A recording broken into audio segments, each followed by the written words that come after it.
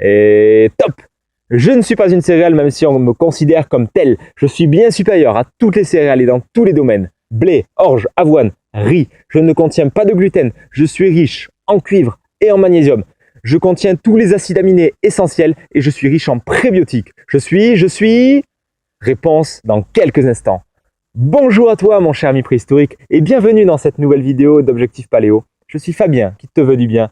Et avant de te donner la réponse à ces devinettes, que tu as peut-être déjà deviné, cela dit, je te propose de récupérer gratuitement mon guide, mes 12 astuces pour être fort et en bonne santé grâce au mode de vie paléo. Pour ça, tu cliques sur la couverture qui apparaît à l'écran, sur le lien dans la description ou sur la fiche en haut à droite dans la vidéo. Alors, quelle est la réponse à cette devinette? Tu l'auras sûrement deviné, il s'agit du sarrasin. Sarrasin que l'on appelle blé noir, mais cette appellation est très trompeuse et fausse puisque ce n'est pas du blé, ce n'est pas une céréale, c'est une plante. Du coup, ce qui implique qu'il n'y a pas d'antinutriments comme dans les céréales ou les légumineuses, il n'y a pas de gluten, le gluten qui est cette protéine qui cause autant de problèmes dans la société d'aujourd'hui. Le gluten pose énormément de soucis d'ordre digestif, mais pas que, articulaires, maladies auto-immunes et j'en passe. Cela fera bien évidemment l'objet d'une prochaine vidéo dans laquelle je t'expliquerai beaucoup plus de choses sur le gluten. Le sarrasin est riche en cuivre et magnésium qui participent à beaucoup de réactions dans le corps, donc il a son importance.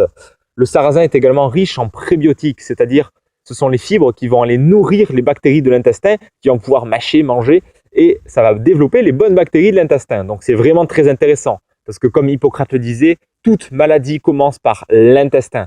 Donc si tu prends soin de ta flore intestinale, tu te garantis d'avoir une bonne santé le plus longtemps possible.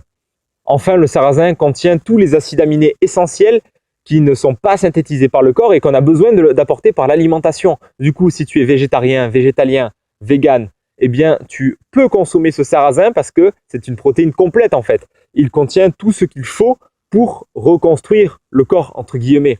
Dans tous les cas, voici la solution qui permet d'éviter de consommer du blé et même du riz parce que le sarrasin les dépasse en tout point. Maintenant, comment cuisiner ce sarrasin? Pour moi, il y a deux solutions que j'utilise et dont je vais te parler du coup.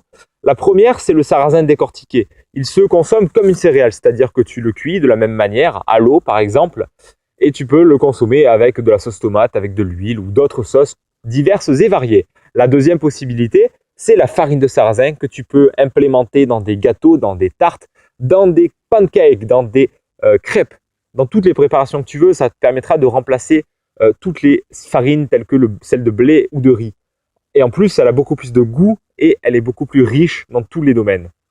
C'est tout pour cette vidéo. Pense à la partager pour faire savoir aux gens qu'il y a une alternative bien meilleure au blé qui est hyper consommé.